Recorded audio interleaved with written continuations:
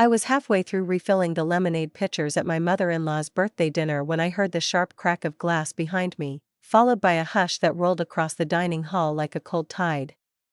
When I turned, I saw it, the stem of my wine glass shattered across the tablecloth, red wine bleeding toward the silverware, and my sister-in-law, Brianna Dalton, smirking like she had just won something.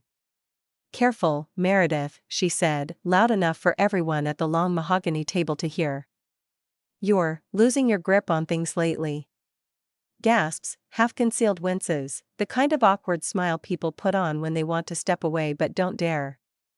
I felt the weight of dozens of eyes on me, relatives, spouses, neighbors, my own husband Grant, who gave me a helpless look before checking if anyone else noticed. And then his mother, Evelyn Dalton, sweeping forward in her pearl choker and frostbitten stare. "Just clean it up," Evelyn muttered at me, to me, not to the caterer, "and let's keep the family name tidy tonight." Tidy. Like the broken glass was my moral failure. I dabbed the spreading wine with a napkin, feeling a faint sting on my wrist. A thin line of blood, just a small cut from the glass shard that landed near my hand. Nothing dramatic, but visible. And Brianna made sure everyone saw it. "See," she said with a soft, pitiful laugh. "She's overwhelmed. It happens." The humiliation was engineered. The line, rehearsed. And every instinct in me, every boardroom reflex, every strategic muscle, told me this wasn't a clumsy accident. It was a message. One Brianna wanted delivered in front of their people, the Daltons, the polished clan that still treated me like an acquisition Grant had oversold. Grant leaned toward me. "Mare, you okay?" I nodded, steady. "I always am. I run a regional operations division. I negotiate contracts worth more than this entire dinner." A cracked glass wasn't going to derail me. What unsettled me was the look Brianna exchanged with Evelyn, quick, satisfied, like one stone had just been set perfectly into some secret pattern. And then came the second crack, a verbal one. "So," Brianna announced, lifting her champagne flute, "before dessert, I think it's time we discuss some adjustments to the family trust. Doesn't everyone agree?" My stomach tightened. Family trust? Publicly? At a birthday dinner? Evelyn's lips thinned, Grant stiffened beside me, and the older cousins exchanged looks. I wiped my wrist, watching Brianna's expression sharpen with anticipation. This wasn't about a broken glass. She was moving a chess piece. And if you've ever felt that drop in your chest, where a room suddenly shifts and you realize someone you share holiday tables with has been planning something behind your back, then you understand the chill running down my spine. Before I tell you what happened next, I need to ask you something, because I want to see if I'm alone in this. Have you ever felt someone in your family set you up in public? What did you do about it? Tell me in the comments, I'm really curious. Back at the table, little motions continued, forks adjusting, water glasses shifting, but the room was no longer eating, it was listening. Even the pianist in the corner slowed into a hesitant melody. Brianna crossed her legs, leaning back like she owned the venue.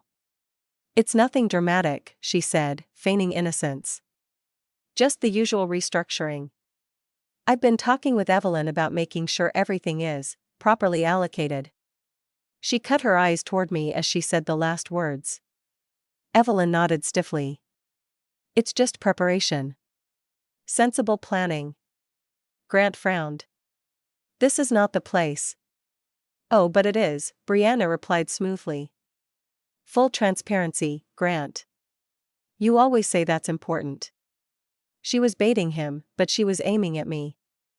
Every word angled like a needle. Because for the last month, I had noticed small shifts, whispers that fell silent when I entered a room, Evelyn's sudden insistence that certain documents weren't relevant to me, and the vague warning a cousin accidentally let slip, "Brianna's been meeting with someone, don't know what about." Now, in front of 30 people, she was forcing the topic onto the stage. She wanted me cornered into silence. If I pushed back, I'd look combative. If I stayed quiet, I'd look complicit or weak. And Brianna thrived on those traps. I inhaled slowly, letting my expression settle into the same controlled calm I used in negotiations. If there's something you'd like to share, I said, I'd prefer you say it clearly instead of insinuating it over cake. A few relatives coughed to hide nervous laughs. The pianist outright stopped playing. Brianna's eyes flickered, just for a second, but then she recovered. I'm happy to clarify, she said sweetly. I just think assets should go to the people who actually show up for the family. You know, the ones who contribute. She lifted her glass. No offense, Meredith. Evelyn didn't correct her. Grant's jaw clenched. Enough, Bree. But I raised a hand, stopping him.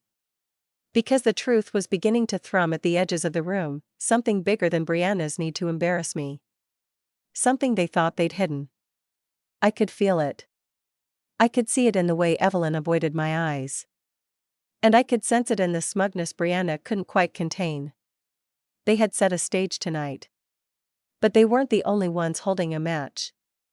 And as the server brought the dessert tray and the room forced itself back into small talk, I felt the cold promise forming behind my ribs, a promise I whispered only to myself.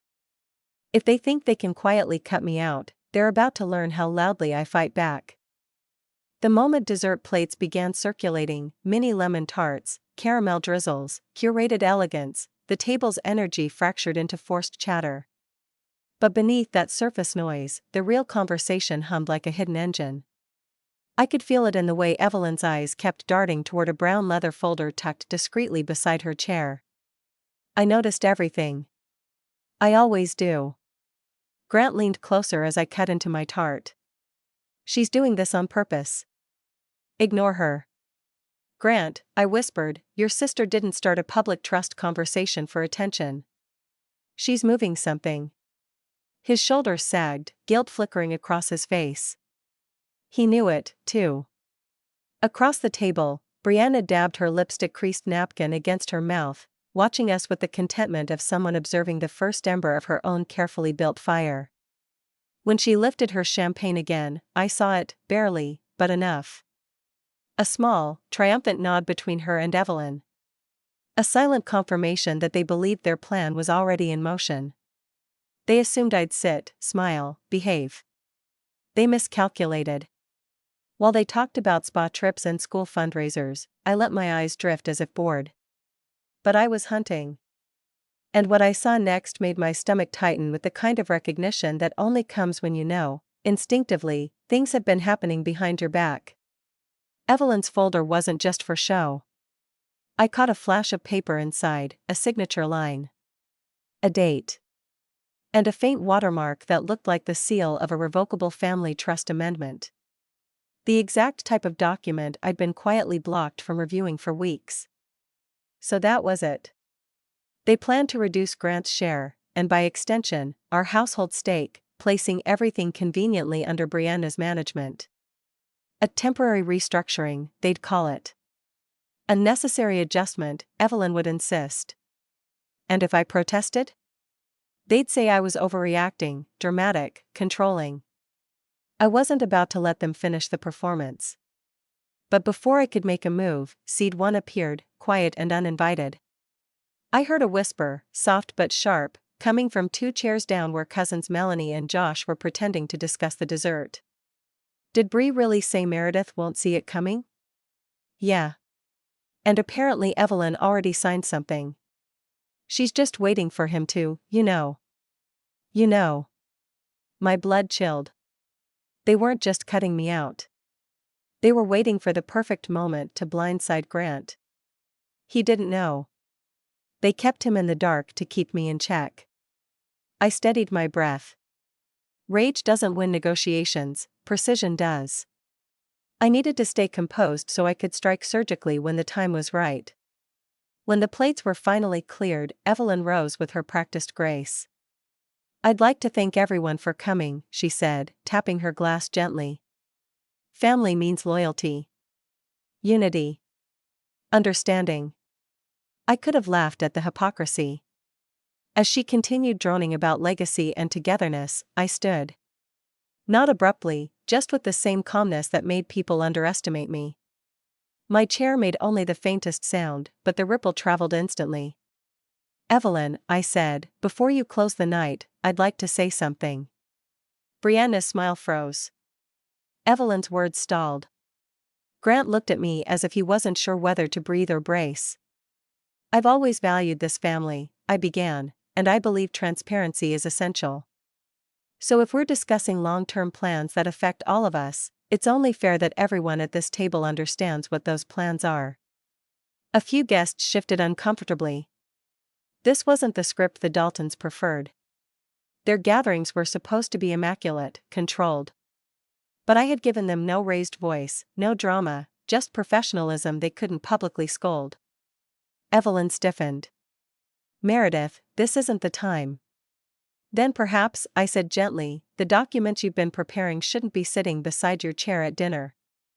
A collective inhale swept the table. Brianna's eyes widened. Not in shock, no, in fury that I had noticed what she worked so hard to conceal. Evelyn placed a hand protectively over the folder. "You misunderstand. We were only considering changes," I finished for her. "Yes. I heard." Grant looked between us, face pale. "Mom, what documents?" Brianna stepped in. "Grant, don't get emotional. It's a routine adjustment. The trust needs routine adjustments," I repeated softly, "that you discussed with everyone but your own brother?" The room turned into a still photograph, no movement, no sound, just disbelief frozen across 30 faces. Evelyn finally snapped. "We are protecting the family. Some of us contribute more than others." There it was. The crack beneath the porcelain. The accusation was directed at me. Before I could deliver my response, another whisper reached me, "Seed 2." A notification pinged on Brianna's phone, its screen briefly lighting her face. And I caught a glimpse of the preview text. From RD. Subject: finalized version attached, ready for Monday signing. Finalized. Monday. Signing. So they weren't planning to discuss the trust tonight. They were planning to finalize it without telling Grant at all. I sat back down slowly, letting the weight of that knowledge anchor me. They were playing a deeper game than even Grant realized. And they just handed me the hint I needed. Brianna, oblivious to what I'd seen, turned her phone face down and rolled her eyes dramatically. "Honestly, Meredith. This is why we didn't loop you in. You make everything a thing." I smiled, not warm, but sharp. Because now I knew where to dig. Who RD was. And what Monday was supposed to look like. Before the evening ended, I whispered to the viewers again, not out loud, but inside the narration of this story. If you were in my shoes and you saw that email preview, what would you do next? I genuinely want to hear your instinct, comment and tell me. By the time Evelyn blew out her candles, the entire Dalton family was silently calculating what I would do with what I now knew. They assumed I'd retreat. They assumed wrong. I didn't sleep that night. Not because of fear, fear makes you small. This was something colder, sharper. Strategy keeps me awake. I lay beside Grant, listening to his breathing shift with worry, replaying every detail of Brianna's phone notification in my mind. RD. Finalized version attached. Ready for Monday signing. RD could have been anyone, lawyer, executor, consultant, but the phrase finalized version told me all I needed. The trust amendment was drafted, approved, and poised for signatures. And the fact that Brianna received the message, not Grant, told me exactly who was being cut out of the decision-making. The next morning, sunlight sliced across our bedroom, harsh and accusing. Grant sat at the foot of the bed, elbows on his knees, staring at the floor. "Mom wouldn't do something behind my back," he muttered, trying to convince himself. "Not something this big." I sat up. "Grant, she already did." He dragged a hand down his face. I don't understand why." "Because she doesn't think you'll fight her," I thought. "Because she believes Brianna deserves more." Because she's convinced herself that I'm an outsider to be managed, not family to be included. But instead of saying that, I chose precision. We need facts, not assumptions. I showered, dressed, and stepped into the role that had saved me in countless corporate battles: calm, analytical, unshakably controlled. While Grant made coffee downstairs, I pulled out my laptop and began tracing the breadcrumbs. First breadcrumb, RD. I searched through past trust documents, the ones I was allowed to see months ago. One section caught my eye: the Dalton family had used a legal consultant named Ross Dempsey 5 years earlier. RD. Second breadcrumb, Monday. Monday wasn't random, it was 2 days before the quarterly review of Dalton Investments, which Grant technically co-managed. Changing the trust right before that meeting meant Grant's authority would be adjusted, which, in practice, meant stripped. Third breadcrumb, the folder Evelyn protected at the dinner table. If she already had a copy, the process was nearing completion. What they didn't realize was that in my professional world, I navigate contracts for a living. I know what constitutes a legal amendment, what requires unanimous signer acknowledgement, and, most importantly, how to identify a rushed, sloppy, panic-driven move. And theirs was full of cracks. By mid-morning, Grant finally said, "We need help." "Already on it," I replied, closing my laptop. "But first, we gather evidence. Anything you find in your emails, texts, or shared drive with the family, forward it to me." He hesitated. "This is my mom, my sister. This is our family security," I said. "And they're risking it." I watched him swallow hard, nodding as if accepting a truth he never wanted to face. While he dug through devices, I drove across town to the Dalton family office. Not to confront anyone, not yet, but to observe. Information lives in patterns: who's meeting whom, which doors are locked, what papers travel from desk to desk. The receptionist greeted me with strained politeness. "Hi, Meredith. We weren't expecting you." "I won't be long," I said, smiling. "Just dropping something off for Grant." She relaxed. "People always do when you look like you belong." On my way out, something stopped me cold. Through the glass conference room wall, I caught a glimpse of Brianna sitting with a man in a gray suit. He slid a thin stack of printed pages across the table toward her. She didn't see me. But I saw the logo at the top of the pages. Dempsey Legal Advisors. RD. And the date on the header. Monday, 10 a.m., scheduled signing. My stomach tightened, not from fear, but from a thrill of clarity. I now had the sequence of events, the players, and the timeline. All I needed was the final, undeniable proof. Brianna leaned back in her chair, skimming the papers with the same smug satisfaction she'd worn last night. I watched her tap one page with her manicured nail, laugh, and say something I couldn't hear, but I could read her lips enough. "Meredith is done." The irony? She had no idea I was already steps ahead. I got back into my car, breathing deeply, letting the strategy form piece by piece. And as I drove home, narration flowing naturally in my mind, I asked the viewers. If you realized your in-laws were planning a legally binding ambush like this, would you confront them immediately or gather every piece of evidence first? What's your instinct, fight now or prepare the battlefield? Tell me in the comments. By the time I reached the house, Grant was standing at the window, clutching his phone. "Mare, you need to see this." He handed me the device. It was an email forwarded from his mother's assistant by mistake, an internal memo regarding the redistribution schedule for the trust transition. And at the bottom, one line circled in red. "Ensure Grant Dalton is not notified until after beneficiary realignment is complete." My breath stilled. They weren't just cutting me out. They were cutting him out. And that meant a line had officially been crossed. Because they underestimated both of us. And now I finally had the first slice of proof. I stared at that memo so long the red circle seemed to pulse on the screen. "Ensure Grant Dalton is not notified until after beneficiary realignment is complete." They didn't even bother softening the language.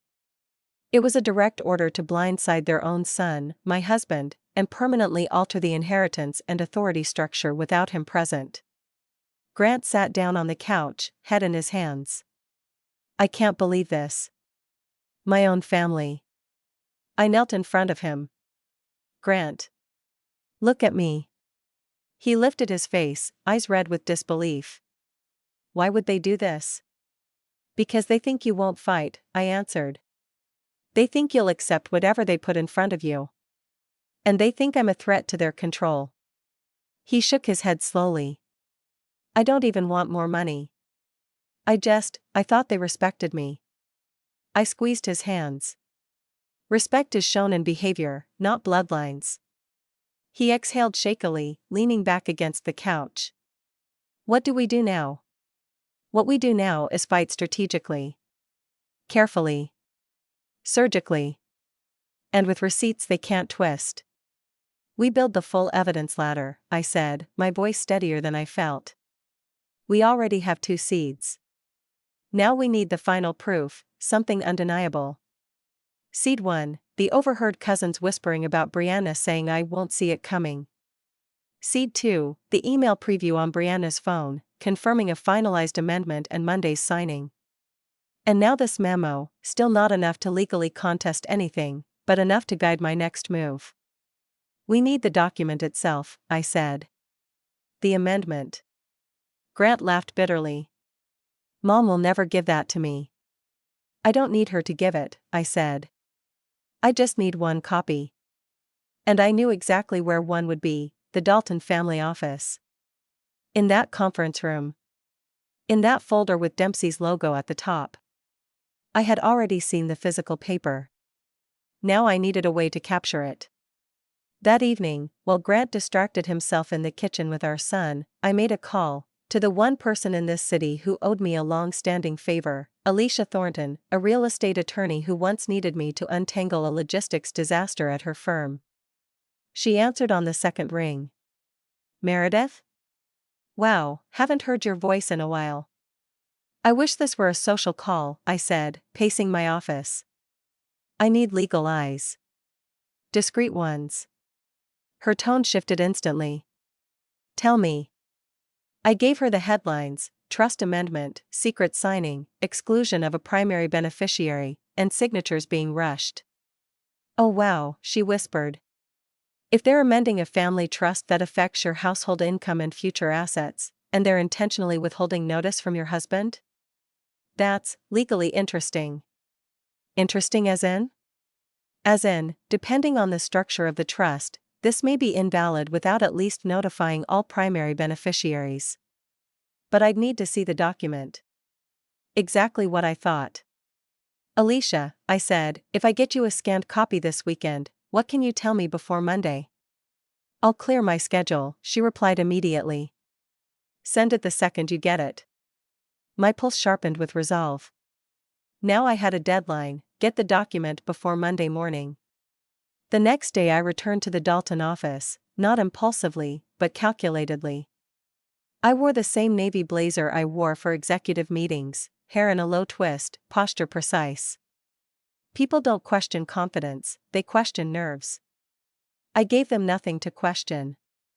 The receptionist blinked in surprise again. Meredith. Did Grant need something? Yes, I said smoothly. He asked me to pick up the updated financial documents from the conference room. I think Ross left them there yesterday. Oh, let me check, she began. I smiled gently, lowering my voice. He's on a call. But it's really fast. I'll just grab them. The receptionist hesitated, only a second, but a second was too long. I saw the suspicion rise. So I leaned in, adding the perfect pressure point. Grant said it's time sensitive for Monday. He'll be upset if it's delayed. That did it.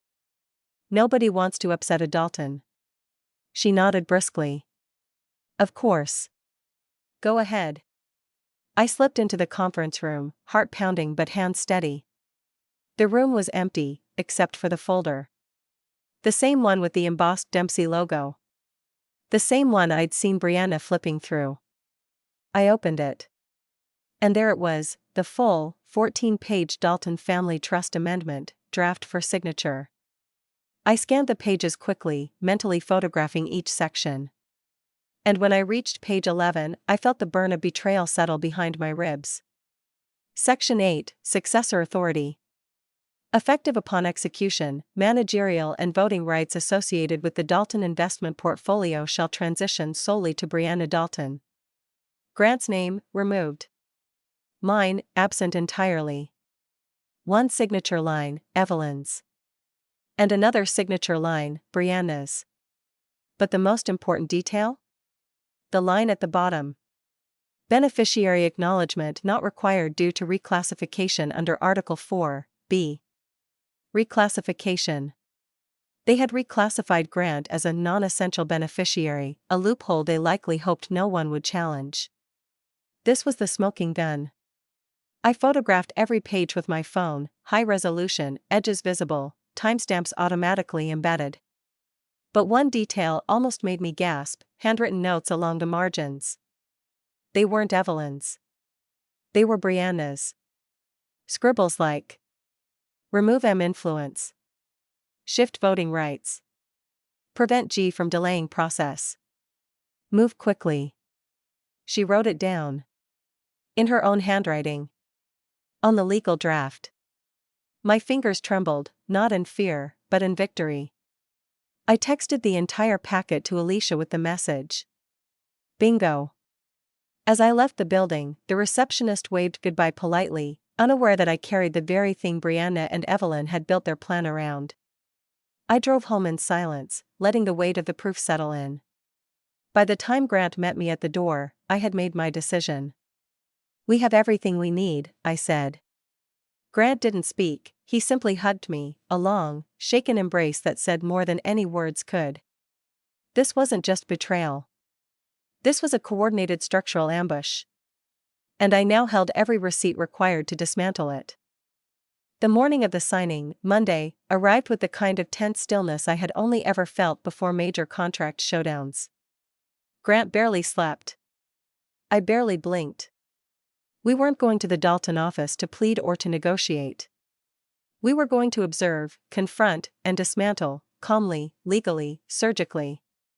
Alicia had called at 7:12 a.m., voice electric with certainty. Meredith, this amendment is a disaster. They reclassified Grant improperly, and the language contradicts the original trust conditions in 3 places. I'm sending you the annotated file. This is challengeable. Easily. Is the handwritten margin commentary useful? She exhaled. Useful? Meredith, that's gold.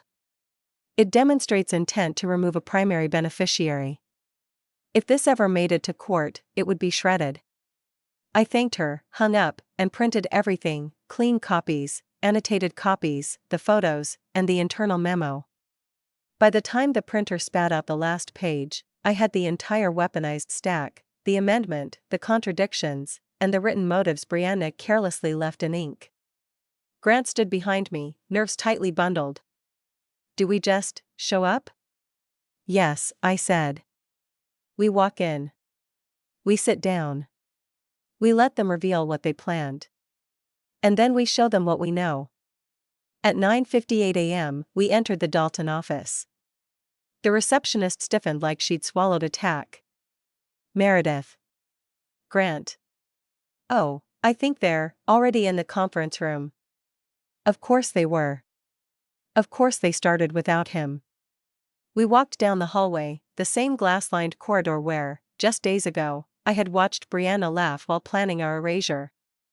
Today, her confidence was going to crack. When Grant opened the conference room door, every head snapped toward us. Evelyn froze mid-sentence. Brianna clutched a gold pen like a weapon. Ross Dempsey, the attorney, straightened awkwardly. 2 board members sat stiff-backed, unsure whether to smile or hide. Well, Brianna said, her tone bright and artificial. This is unexpected. Grant stepped inside, voice steady for the first time in days. What exactly is happening here? Evelyn clasped her necklace, feigning calm. We're finalizing something important. It didn't concern you.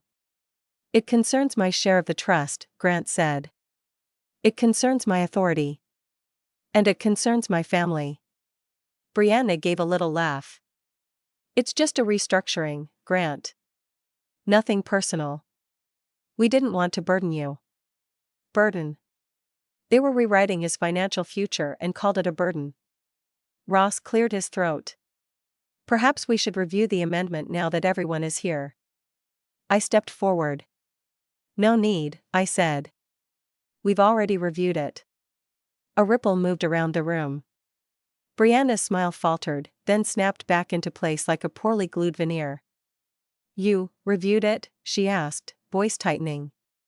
I placed a neatly organized stack of papers on the table. Every page.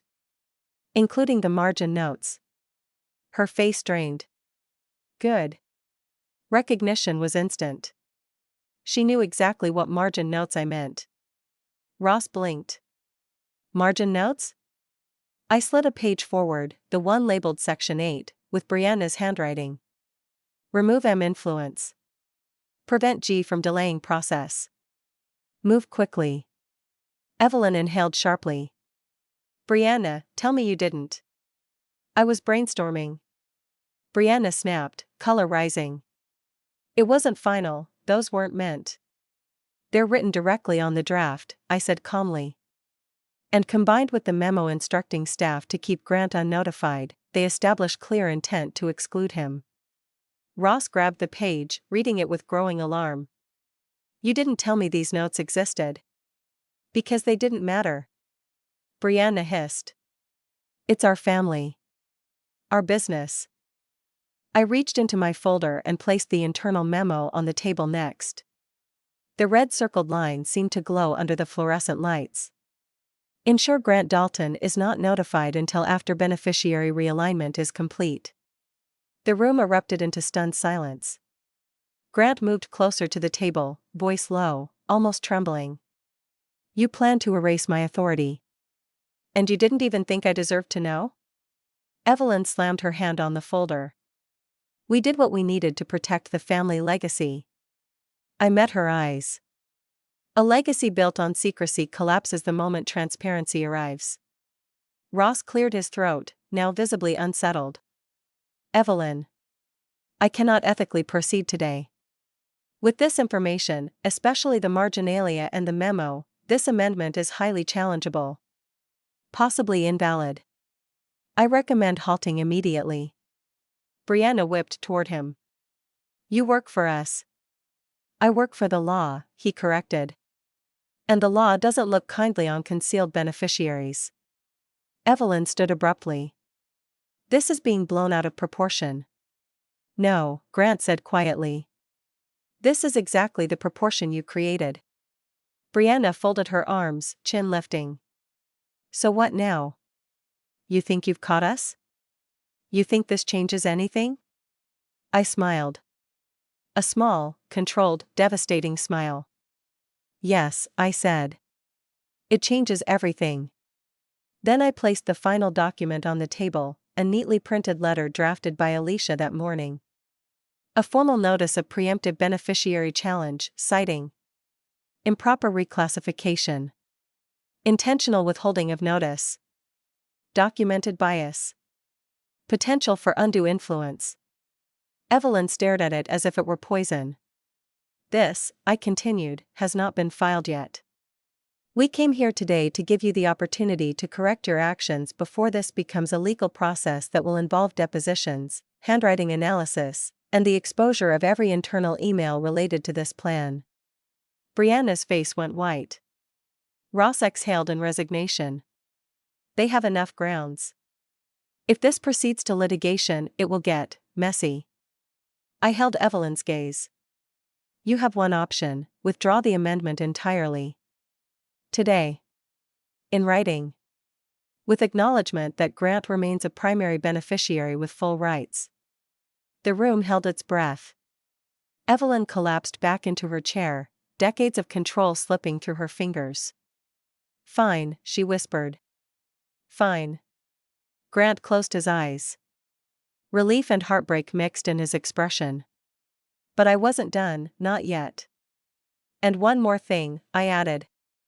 All future trust communications, drafts, and adjustments will be shared with both Grant and me. In writing. Non-negotiable. Brianna finally snapped. You're not even a Dalton. I turned to her, calm as stone. No. But I am the woman who just saved your brother from being legally cut out by his own family. And that makes me someone you will not underestimate again. Her mouth opened, then closed. She had nothing left. One by one, the board members excused themselves. Ross collected his documents, quietly apologizing to Grant. Evelyn stared at the table, defeated. Brianna looked like she wanted to scream but had swallowed broken glass instead. Grant took my hand. We walked out together, past the glass walls, past the receptionist, past the legacy that had tried to suffocate him. But the story wasn't over yet. There were consequences to implement. And a rebuild waiting on the horizon. We didn't speak in the car. Not at first. The engine hummed softly as we pulled away from the Dalton office, the same place where Brianna once bragged about being Evelyn's true successor, the same place where they attempted a quiet coup against Grant. Now it sat behind us, stripped of its illusion of control. Grant stared out the window as the city slipped by, the morning sun cutting sharp angles across his face. I would have never known, he murmured. If you didn't catch all of it. You would have found out eventually, I said gently. Just not in time to stop it. He turned. Meredith, thank you. I don't know another person who could have stood up to Mom and Brianna like that. You don't need someone to fight for you, I replied. You just needed someone to fight with you. His eyes softened. The kind of soft that comes only after betrayal, the soft that means grief and gratitude at the same time. It hurts. Knowing they planned this. Knowing how easily they justified cutting me out. I reached over, taking his hand. Sometimes family loyalty becomes a weapon. Today we took it back. When we got home, our son was playing on the living room rug, surrounded by blocks and stuffed animals. He ran toward us, arms open, yelling, "Daddy! Mommy," as if we had just returned from an adventure he couldn't understand. Grant knelt, scooping him into the kind of hug that anchors a man who nearly lost the ground beneath him. Watching them, I felt something shift inside me, something equal parts fierce and peaceful. We weren't done yet, though. Consequences don't write themselves. That afternoon, I drafted a summary document for Grant, something clear, simple, protective. Bulletproof language that could be sent to any lawyer, executor, or board member. We attached the scanned copies, the annotated margin notes, the internal memo, and Alicia's analysis. Everything timed, dated, stored. At 4:15 p.m., Grant sent a single joint email to Evelyn and Brianna. All future trust activity is to be communicated in writing to us both. No exceptions. No warmth. No apology. No emotional cushioning. Just boundaries, binding ones. Evelyn replied 10 minutes later. Understood. Brianna didn't reply at all. Instead, she began quietly removing us from group chats, first the one for the upcoming family reunion, then the planning thread for Evelyn's charity gala. Grant noticed. He sighed. She's punishing us. No, I said. She's revealing who she always was. 2 days later, a courier delivered a thick envelope to our house, the official notice of amendment withdrawal, signed by Evelyn and verified by Ross. A second document followed, a new agreement requiring transparency and shared review privileges for all future trust changes.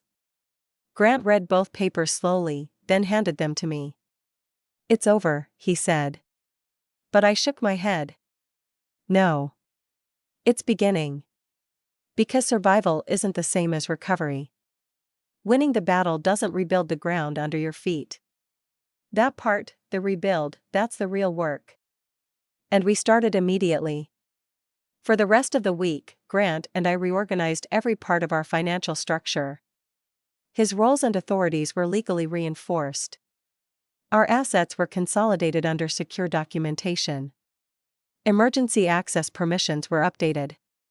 Our attorney, Alicia, drafted long-term protection plans. And for the first time since marrying into the Dalton family, I saw clarity in Grant's face. No confusion. No denial. No desperate hope that they would come around. Just acceptance. "It's strange," he said on Friday evening, watching our son draw pictures on the kitchen table. "They always talked about family legacy. But the only real legacy we have is, right here." I nodded. Exactly. On Sunday morning, we finally exhaled. We sat on the back porch with coffee while our son watered plants with a cup that spilled more than it delivered. Sunlight warmed the wooden planks beneath our feet. A soft breeze rustled the little lemon tree we'd planted last spring. That tree, that tiny, stubborn tree, becoming the symbol I didn't expect. Its leaves had once curled and browned, and Evelyn had snickered that some people shouldn't bother with things that require responsibility. And yet here it was, growing, resilient, quietly thriving under our care. Grant looked at it now, then at me. "We should get another one. Start a whole row." "A rebuild row," I said with a smile. He grinned. "Exactly." We planted the second lemon tree that afternoon, side by side, roots tangling beneath the soil, a quiet promise that our family would grow in the direction we chose. Not under anyone else's control. Not by anyone else's classification. And in that moment, standing there with dirt on our hands and sunlight in our eyes, I realized. They didn't just fail to cut us out. They taught us exactly where we needed to build our own foundation. Evelyn and Brianna kept their distance after that, tentative texts, guarded invitations, the kind that pretend nothing happened while never daring to push boundaries again. But the balance had shifted permanently, and they knew it. We held the receipts. We held the truth. We held each other. And nothing was stronger than that.